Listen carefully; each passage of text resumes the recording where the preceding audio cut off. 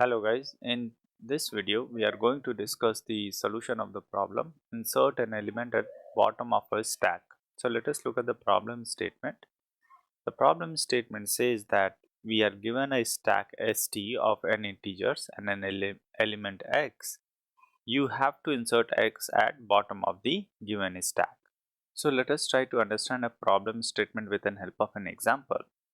So let us say the stack which is given to us is the size of the stack is 5 and the element to be inserted in x is, let us say, 6. So what we would like to do is we would like to insert this element at the bottom of the stack. So after insertion the stack will look something like this. So that's about the problem statement, folks. Now let us go ahead and discuss the optimal solution for this problem. So in order to discuss the optimal solution, let us take an example. And let us take the same example which we have. So here the stack contains 5 elements and the element to be inserted is 6. So what we are going to do is we are going to go ahead and pop each of the elements of the stack, and the popped element is something which we are going to store into a variable. So let us say this is my top element and initially my top element is 5, and after pop the stack will look something like this.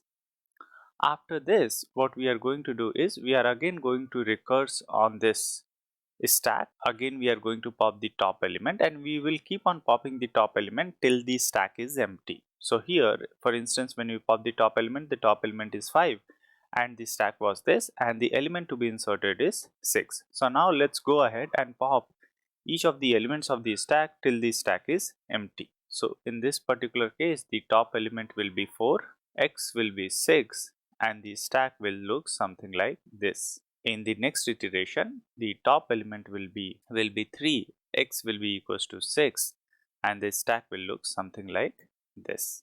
And then again let's go ahead and pop the top element. So here the top element will be 2, the stack will be something like this and the element to be inserted is 6.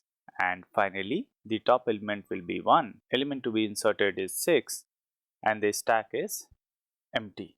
And in the next iteration what we will observe is that the stack is empty. So here the stack is empty, so and the element to be inserted is 6. So as soon as we observe that the stack is empty, we are going to go ahead and put this element in the stack. So after this the stack will be something like this, and this stack is something which we are going to return to this iteration of the recursion. So now here stack will be something like this, and in this case what we need to do is we simply will go ahead and append the top element onto the stack. So now the stack will be something like this, and this stack is something which we are going to return to this recursion.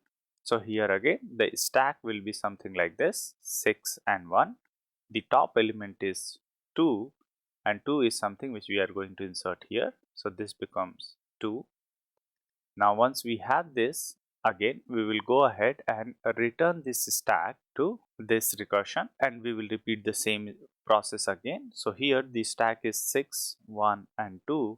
The top element is 3, so we are going to insert 3. We are going to return this stack to the recursion. Now the stack is something like this and the top element is 4. So we are going to add 4 onto the stack and then we are going to return the stack to the next portion of the recursion. Repeating the same process, the stack will be something like this. And let us add the top element of the stack into this stack. And since this is the starting of the recursion, so this stack is our answer stack and this is something which we are going to return. So that's about the explanation, folks. Now let us go ahead and see how we have implemented this in Python. So I have already coded this and the code is something like this. So we are inserting x onto the stack if stack is empty and then we are returning that stack. Otherwise we are popping all the elements of the stack and we are keeping the track of those top element into a variable top element, and then we are maintaining our answer stack in temp stack.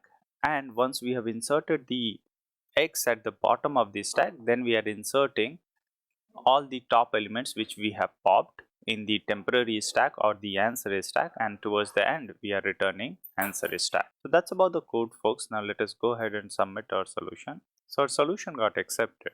That is all from this video, folks. In case if you have any question or comment regarding this video, please feel free to use the comment section and I'll try to address them. Thank you.